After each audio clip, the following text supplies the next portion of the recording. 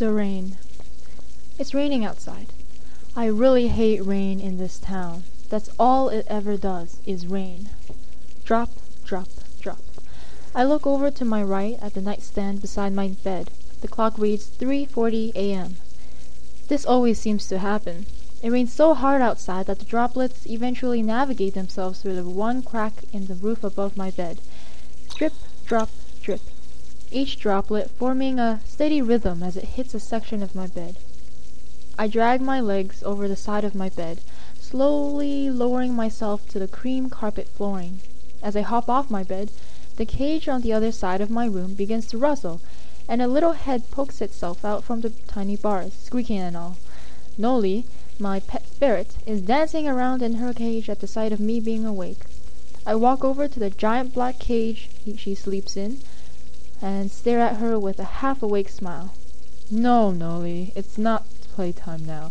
"Hiss!" she replied, in her normally bratty, "I better have things my way" attitude. Drip, drip, drip. Walking back over near my bed, I reach into my nightstand dresser and pull out a huge roll of checkered print, white and black duct tape.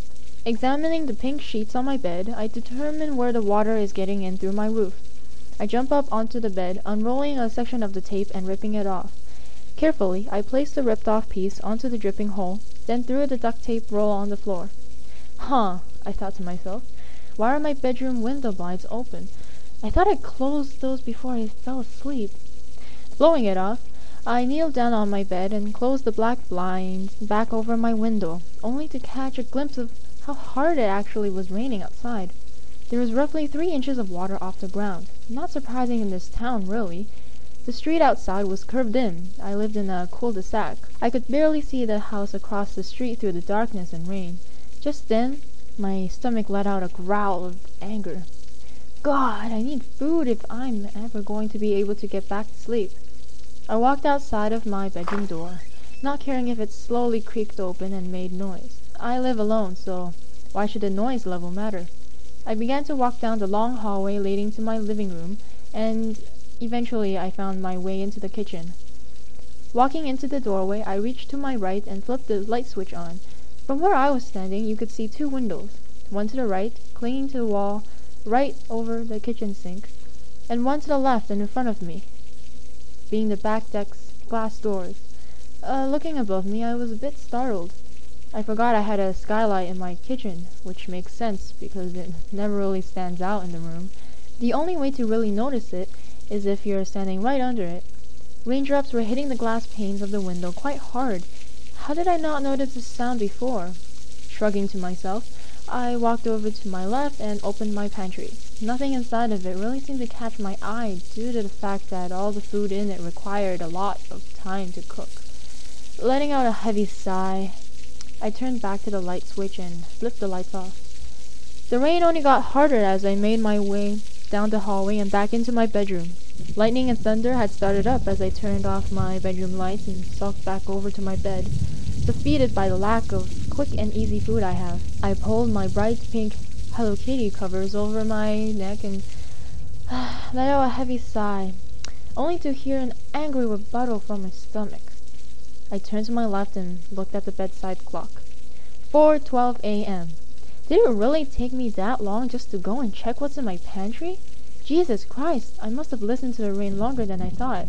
I closed my eyes and rolled over onto my right side, giving up on any thoughts of eating. The entire room was quiet except for the assault the rain was making on my roof, and of course Noli's squirming around and occasional hissing.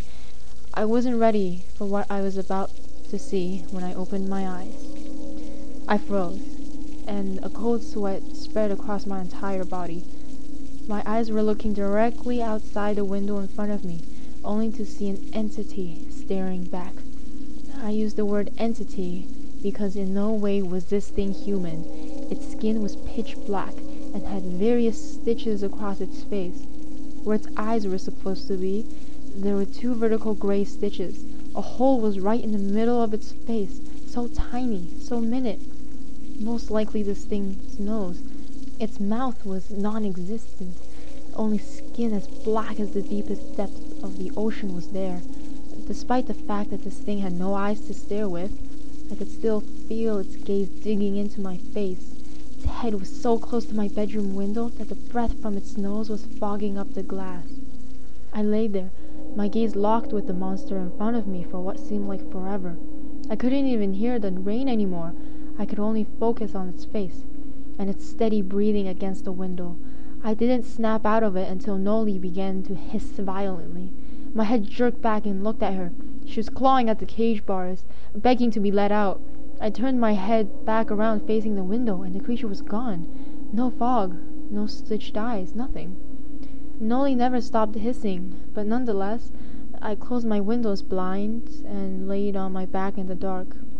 My hands reached around beside me in the dark for earplugs, the ones I only use for those nights when Noli gets too hyper and decides to cause an earthquake in her cage.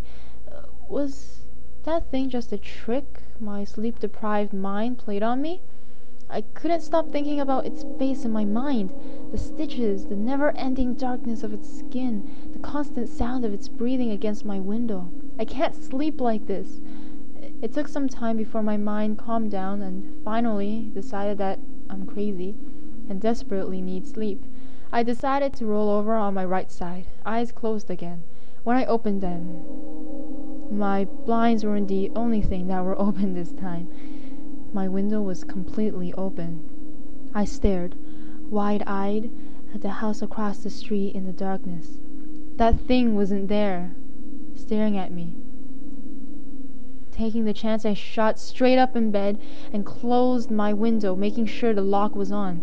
Still looking across the street, I noticed my neighbor who lived in the house across the street was looking at me through his window now. His face was twisted into some kind of horrific expression. Then I felt it. Steady, deep breaths on the nape of my neck. I never heard it come into my room.